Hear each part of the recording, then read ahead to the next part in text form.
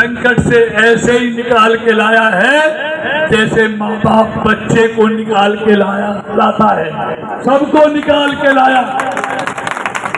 और अभी अभी तो कमाल हो गया, कतर ने भारत के 7 सैनिकों को जो अफसर थे उनको जबरदस्ती जासूसी के आरोप में फांसी की सजा दे दी। मोदी ने फांसी की सजा भी माफ कराई और उनको वापस उनके परिवार तक पहुंचाने का काम मोदी ने किया। मित्रों, ऐसे बहुत काम हैं, लेकिन मैं 3-5-7 मिनट बोलूंगा क्योंकि मेरा अगला कार्यक्रम है। मुझे ईमानदारी से बताओ, बच्चे निकालने की बात, आज भारतीय जनता पार्टी और मोदी के अलावा इस देश में किसी पार्टी की इतनी हैसियत बची है जो अपने दम पर पूर्ण बहुमत की सरकार बना सके? है कोई पार्टी? इसलिए सारे मिलकर मोदी को हटाने के लिए एक हुए। और किस किस को मिलाया है? अभी आपने 4 दिन पहले पढ़ा होगा, जम्मू कश्मीर के फारूक अब्दुल्ला को इंडी गठबंधन में मिलाया है। और फारूक अब्दुल्ला क्या बोला 4 दिन पहले कि पाकिस्तान ने चूड़ियां नहीं पहनी, यही बोला था ना? लेकिन मोदी ने क्या कहा? नहीं पहनी है तो पहनवा देंगे चूड़ियां। मोदी ने एक बार नहीं, कितनी बार पहनाई है। इसलिए मैं कहना चाहता हूं, ऐसे देशद्रोहियों के साथ ये समझौता करते हैं। दूसरी बात मैं कहना चाहता हूं, आज इस देश में कांग्रेस की हैसियत इतनी है, आज 543 में से आधी सीटों पर चुनाव लड़ रही, इतनी हैसियत बच गई है। और आधी में भी सिर्फ इतनी कोशिश है कि कम हो गई तो मिट्टी में मिल। अगर कमल का बटन दबाएंगे तो कौन प्रधानमंत्री बनेगा? सबको मालूम है। जरा ईमानदार हाथ खड़ा कर बताओ, कौन बनेगा?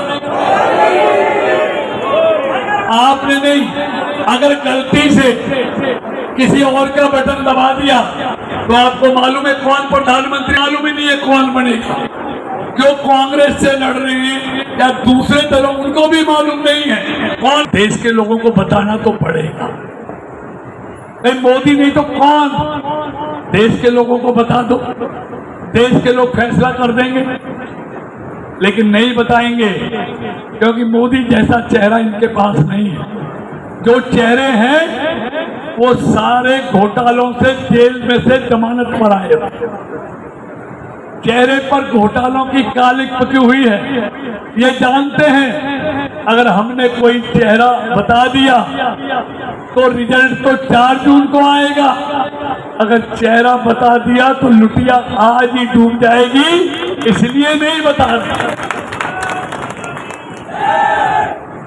अगली बात मैं पूछना चाहता हूं, अभी केजरीवाल का बयान पढ़ा,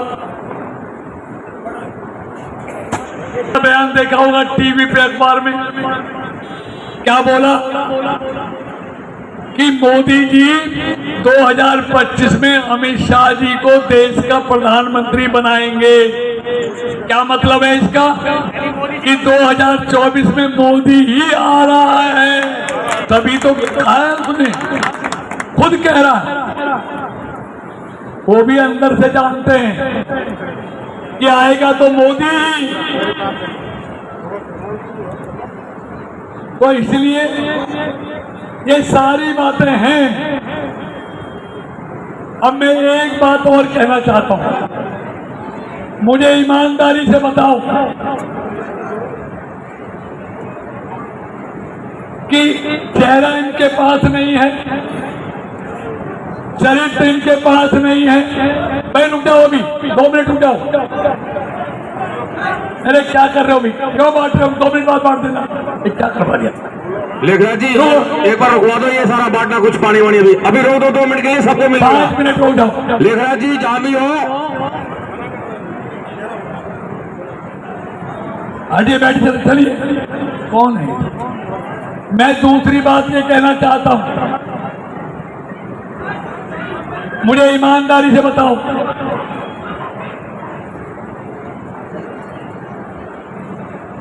आपने कोई ऐसी बारात की है जिसमें दूल्हा ना हो? किसी ने किया हो तो हाथ खड़ा करो। आप किसी ऐसी गाड़ी में बैठे हो जिसका ड्राइवर ना हो? इनके पास तो ना दूल्हा है ना गाड़ी का ड्राइवर है, तो बाराती कहां से आएंगे और सवारी कहां से आएंगी? कुछ नहीं है इनके पास। और हमारे पास मोदी के रूप में दुनिया का सबसे बेहतरीन ड्राइवर नरेंद्र मोदी है, जिसकी गाड़ी में बैठकर हर भारतवासी अपने आप को सुरक्षित महसूस करता है। तीसरी बात मैं कहना चाहता हूं, देखिए दिन छिपने वाला है। आप बैठे, ये दिल का सौदा है।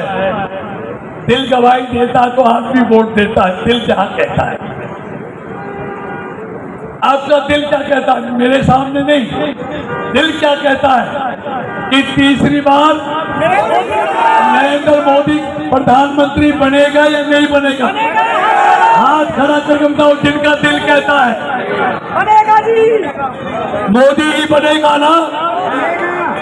हर हर मोदी, हर हर मोदी। लेकिन मोदी से पहले कृष्णपाल को एमपी बनाना पड़ेगा, तब मोदी बनेगा। जानते हो ना? क्यों? एमपी कोई और हो, प्रधानमंत्री मोदी बन जाए, ये संभव नहीं। और अंतिम बात ये कहना चाहता हूं, मोदी की सरकार आपको मालूम है बन रही है, और आपकी आत्मा भी दिल भी कह रहा है। अब मोदी की सरकार में इस फरीदाबाद लोकसभा के विकास के लिए उस सरकार में हिस्सेदारी कौन दिला सकता है? मोदी का आदमी। ऐसा तो नहीं हो सकता सरकार मोदी की हो, हिस्सेदारी कोई कांग्रेस। नई विधानसभा क्षेत्र के अंदर भारतीय जनता पार्टी के कार्यकर्ता और इस इलाके के सभी लोग, सभी जन बहुत उत्साहित हैं इस चुनाव को लेकर के, खासकर मोदी जी की नीतियों को लेकर के और हमारे लोकप्रिय उम्मीदवार कृष्णपाल जी को लेकर के। जिस तरह उन्होंने पिछले 10 साल में हमारी समस्याओं को सुलझाने का काम किया है, उससे लोगों में उनका बहुत अच्छा प्रभाव गया है। और इलाके की जनता इस बार भारतीय जनता पार्टी के प्रत्याशी को बड़े मार्जिन से चुनाव जिताएगी। मंत्री जी जो आश्वासन देके गए हैं उसके बारे में क्या कहना चाहेंगे? मंत्री जी हमेशा किसी भी आदमी के लिए और इलाके के लिए जो भी विषय उनके सामने आता है उसको उन्होंने पिछले 10 साल में अच्छे से एड्रेस किया है और हर समस्या को एक निश्चित अवधि के अंदर सुलझाने का वो काम करते हैं। एक उनका काम करने का तरीका बहुत अच्छा लगता है सबको, जनता इससे बड़ी प्रभावित है। डागर जी, यहीं पर ही अगर हम बात करें, विधायक जी का निवास स्थान है और लगातार वो भी कैंपेनिंग कर रहे हैं, तो इतनी भीड़ कैसे जुटा दी गई? भारतीय जनता पार्टी की नीतियों को लेकर के, भारतीय जनता पार्टी के नेताओं को लेकर के इस इलाके ने जो प्यार दिखाया है वो आप लोगों के सामने है। विधायक जी के घर के सामने जिस तरह पूरे एनआईटी विधानसभा क्षेत्र के कार्यकर्ता आए हैं और उन्होंने उनके लिए जो रोष है वो भी देखने को मिला है, और जो चौधरी कृष्णपाल जी को लेकर के जो इस वक्त एक जन भावना उबाले ले रही है वो भी देखने को मिला है। डॉक्टर साहब 1986 बात करें तो यहाँ पे समस्याओं का भरमार है। विधायक ये कहते हैं कि सरकार कार्य करने नहीं देती, कैसे इसको सुलटाएंगे आप? देखिए, जब कोई आदमी चुनता है तो जनता उसको बड़ी उम्मीदों के साथ चुनती है कि ये हमारी समस्याओं का समाधान निकालने का काम करेगा, हमारी समस्याओं का समाधान देगा। जब पिछले 4.5 साल स्थानीय विधायक स्टंटबाजी में उसने अपना टाइम खराब कर दिया, ठेके देने में, कमीशन खाने में, कभी रामायण करने में, कभी धोती उतारने पहनने में, इस तरह के काम वो करता रहा। मीडिया में किस तरह बंद करके रहना है, इसके अलावा उसका कोई काम नहीं है। ठेका छोड़ना, कमीशन खाने तक सीमित रहा, और अब जब इलेक्शन सर के ऊपर है तो वो उसके पास कोई ये बहाना है कि भारतीय जनता पार्टी ने मेरे को काम नहीं करने दिया। पूरी 9 की 9 विधानसभाओं में, चाहे बल्लभगढ़ हो, तिगांव हो, पृथला हो या फरीदाबाद शहर हो, सबसे ज़्यादा पैसा मुख्यमंत्री ने भारतीय जनता पार्टी ने स्थानीय विधायक को दिया। लगभग 450 करोड़ रुपया दिया, और इसने ठेकों में अंदरबांट करी है, अपने लोगों को ठेके दबाए, कमीशन खाया है, और जनता की समस्याओं को कभी ध्यान नहीं दिया, कभी अपनी जिम्मेदारी नहीं समझी। केवल भारतीय जनता पार्टी को और मुख्यमंत्री को और लोकल एमपी को कोसने के अलावा इसने कोई काम नहीं किया। आप तो विधायक को बार बार ठेकेदार कह रहे हैं, और कमीशन खोर कह रहे हैं, लेकिन अगर विधायक की बात करें तो उन्होंने 200 करोड़ के घोटाले की उजागर किया था। देखिए ये 200 करोड़ का जो विषय आया था वो पहले कई सारे पार्षदों में उससे पहले उठाते रहे हैं और इसमें जांच चल रही है। इसमें कमीशन बनाया था, SIT बनी थी, इसमें कई सारे लोगों के खिलाफ मुकदमे दर्ज हुए हैं। जो मौके पर जो लोग पकड़े गए उनको अरेस्ट भी किए, ठेकेदार भी थे, उसमें नगर निगम के ऑफिसर भी थे। भारतीय जनता पार्टी ने किसी के खिलाफ मुख्यमंत्री ने कोई कोर्ट कसर नहीं छोड़ी है। और जो साहब जी ने बोला, कोई हमारे इलाके के पार्षदों ने बोला, 9 वार्डों में बराबर का पैसा दिया। 25 तारीख को मतदान है, जनता से क्या अपील करेंगे?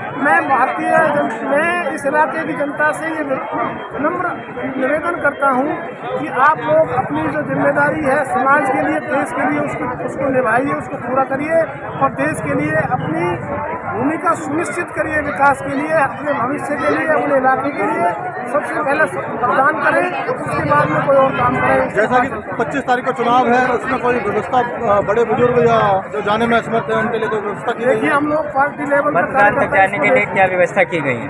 पार्टी लेवल पे चुनाव आयोग ने 80 साल के ऊपर के लोगों के लिए घर में जो अनुरोध करेगा वहां से उसको चुनाव आयोग की व्यवस्था है। इसके अलावा हम भारतीय जनता पार्टी के कार्यकर्ता भी इस चीज़ को सुनिश्चित करेंगे। किसी बूथ के ऊपर अगर कोई या समर्थ व्यक्ति है तो उसको हम लेकर के आएंगे, ये सी हम कोशिश करेंगे।